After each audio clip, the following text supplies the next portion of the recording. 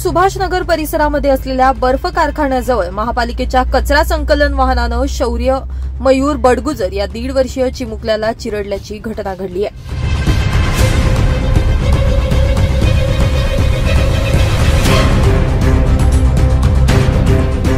दरम्यान या अपघातामध्ये शौर्य बडगुजर हा जागीच ठार झाला असून घटनेची माहिती मिळताच परिसरातील नागरिक आणि शौर्यच्या कुटुंबियांनी आक्रोश व्यक्त केला। या घटनेची माहिती मिळताच पोलीस घटनास्थळी दाखल झाले आणि त्यांनी वाहन चालकाला ताब्यात घेतलं आहे, तर पुढील कारवाई पोलीस करत आहेत।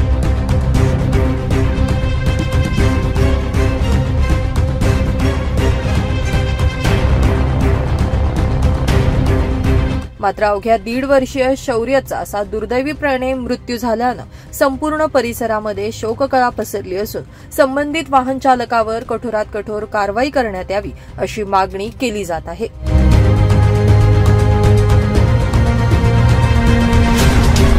रूपक बिरारी, माझा महाराष्ट्र न्यूज, धुळे।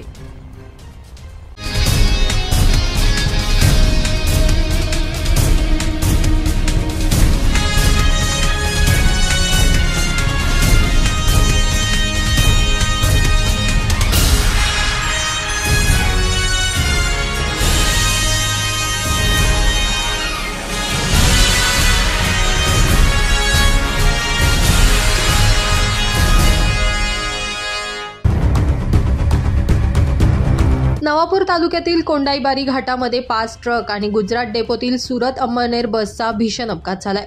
यामधील 2 चालक कॅबिनेटमध्ये अडकले असून 1 ट्रक चालक ठार तर बसमधील 15 प्रवासी जखमी झाल्याची माहिती समोर आली आहे। कोंडाईबारी घाटात सतत अपघात होत असल्यानं उपाययोजना आखणं गरजेचं आहे।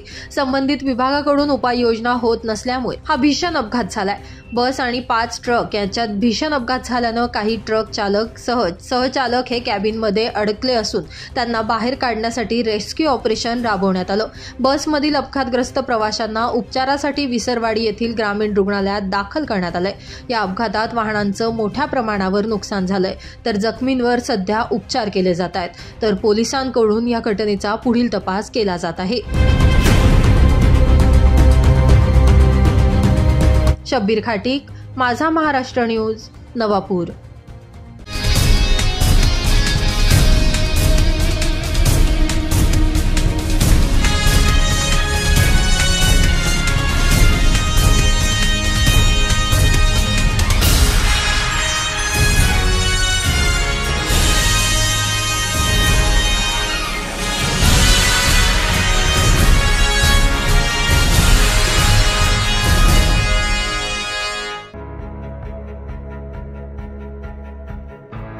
महाराष्ट्राच्या मुख्यमंत्री पदावर पुन्हा एकदा एकनाथ शिंदे विराजमान व्हावे यासाठी धुळे जिल्हा युवा सेनेच्या वतीनं खानदेश कुलस्वामिनी आई एकविरा देवीची महाआरती करत साकडं घालण्यात आले।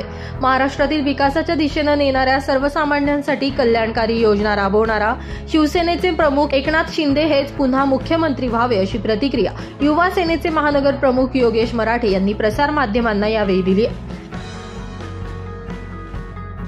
आता होऊ घातलेल्या विधानसभा निवडणुकीत महायुतीला मोठ्या प्रमाणात यश मिळाले। त्या यशाचे खरे कारण आमचे मुख्यमंत्री एकनाथरावजी शिंदे साहेब यांच्या नेतृत्वात निवडणुका लढवण्यात आल्या होत्या आणि यात महायुतीला घवघवीत यश मिळाले। आता आमची एकच इच्छा आहे की माननीय एकनाथजी शिंदे साहेब हे पुन्हा मुख्यमंत्री पदावर विराजमान व्हावेत आणि सर्वसामान्य जनतेची हीच इच्छा आहे की मुख्यमंत्री एकनाथ शिंदे साहेब हेच मुख्यमंत्री व्हावेत।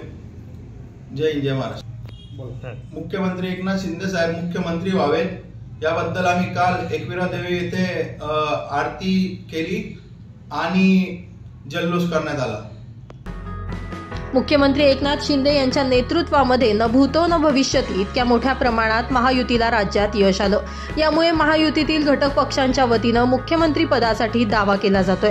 अशातच राज्याच्या मुख्यमंत्री पदावर पुन्हा एकदा एकनाथ शिंदे विराजमान झाले पाहिजे यासाठी खानदेश कुलस्वामिनी आई एकविरा देवीची आरती करत देवीला साकडं घालण्यात आलं।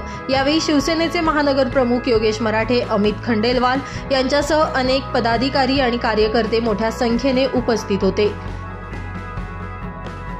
ब्युरो रिपोर्ट, माझा महाराष्ट्र न्यूज, धुळे।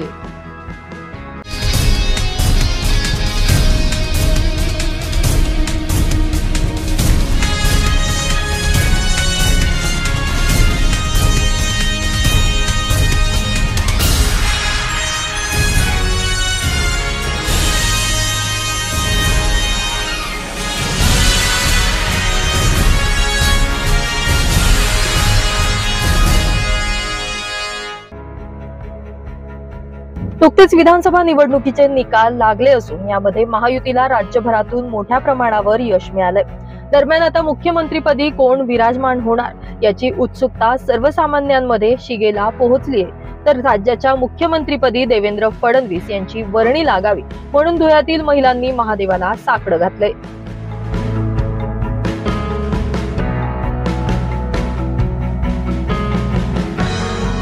श्री शिवाय नमस्तुभ्यम। मी 10 नंबर प्रभागातून सौ स्नेहल मनोज जाधव, नगरसेविका। आज आम्ही सर्व महिला आमच्या प्रभागातल्या आज महादेवाला साकडं घालायला आम्ही सर्वजण इथं जमलेलो आहे। आम्ही महादेवाला दुधाचं साकडं घालून आज ही विनंती करतोय की आपल्या महाराष्ट्राचे लाडके मुख्यमंत्री, लाडका भाऊ, सर्व बहिणींचा लाडका भाऊ, देवा भाऊ या ठिकाणी मुख्यमंत्री पद त्यांना मिळावं। आणि आम्ही सर्वजणी लेडीज आज याच ठिकाणी जमलेलो आहे की आम्हाला पाहिजे आमचा लाडका भाऊ मुख्यमंत्री म्हणूनच आम्ही महादेवाला साकडं घालतोय दुधाचं। आणि सर्व महिलांची हीच इच्छा आहे की आम्हाला आमचा लाडका भाऊ मुख्यमंत्री बनवायचा आहे।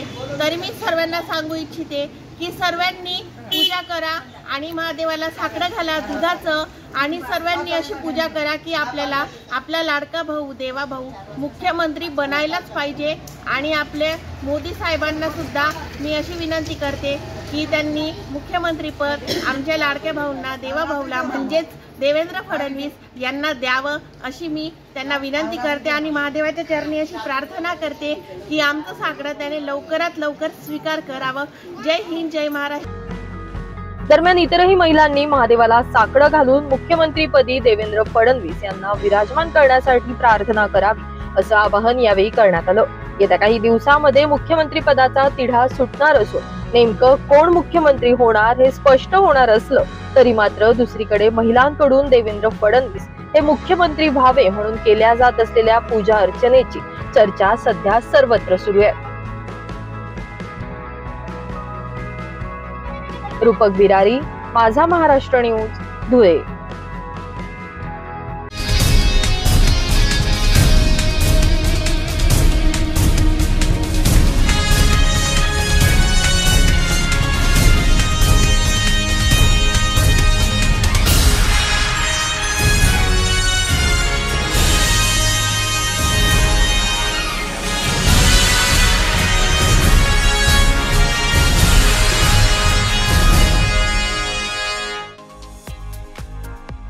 संविधान दिनानिमित्त महामानव डॉक्टर बाबासाहेब आंबेडकर यांच्या पुतळ्याला पुष्पहार अर्पण करत मान्यवरांकडून अभिवादन करण्यात आलं। यावेळी डॉक्टर बाबासाहेब आंबेडकरांचा विजय असो, संविधान जिंदाबाद आदी घोषणा देण्यात आल्या।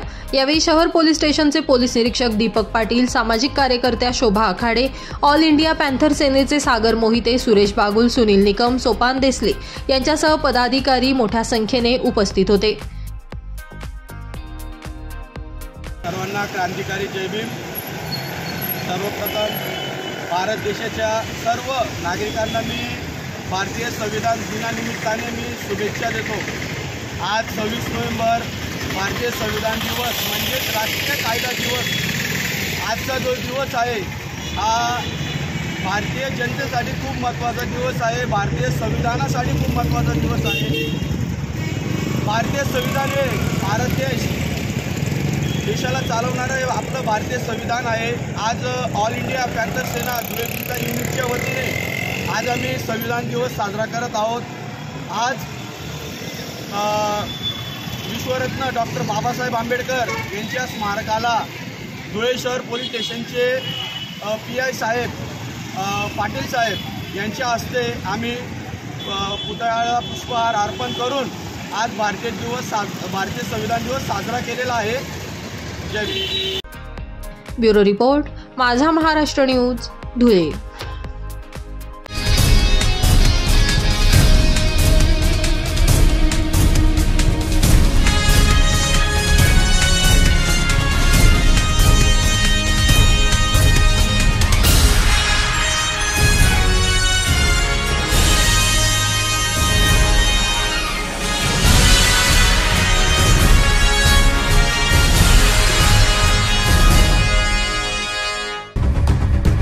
हातगाडी बंद करा असं सांगितल्याचा राग आल्याने डोसा विक्रेत्यानं पोलीस कर्मचाऱ्याशी अरेरावी करत धक्काबुक्की करत स्टीलचा रॉड उचलून पथकाच्या अंगावर धावून जीवे मारण्याची धमकी दिल्याप्रकरणी मसाला डोसा विक्रेत्यासह अन्य दोघांविरुद्ध शहर पोलिसांनी शासकीय कामात अडथळ्यासह शासकीय नोकरावर हल्ला केल्याप्रकरणी गुन्हा दाखल केला आहे। या प्रकरणी महेंद्र विजय जगताप वय 40, मीना महेंद्र जगताप वय 36, दोघेही राहणार रामचंद्रनगर कॉटन मार्केट मागे व एक विधी संघर्षित बालक यांच्यावर गुन्हा दाखल केला आहे। या प्रकरणाचा अधिक तपास धुळे शहर पोलीस करत आहेत। ब्युरो रिपोर्ट, माझा महाराष्ट्र न्यूज, धुळे।